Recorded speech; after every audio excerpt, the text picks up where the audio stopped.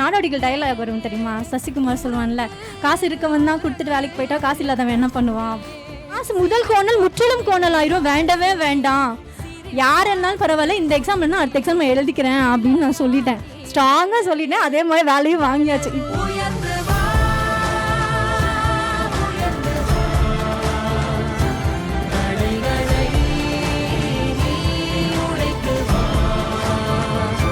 வந்து 5752 பேரை ப்ளேஸ் பண்ணியிருக்கோம்னா எந்த ஒரு எக்ஸாமுக்கும் காசு கொடுக்காம தான் நம்ம ப்ளேஸ் பண்ணியிருக்கோம். ஏன்னா அந்த கஷ்டப்பட்ட பிள்ளைங்க எவ்வளோ கஷ்டப்பட்டு படிக்கிறாங்க, தொடர்ந்து எக்ஸாம் எழுதுகிறாங்க, டிஸ்கஷனுக்கு வர்றாங்க, அது எல்லாமே உண்மையாக நேர்மையாக நடந்த ஒன்று.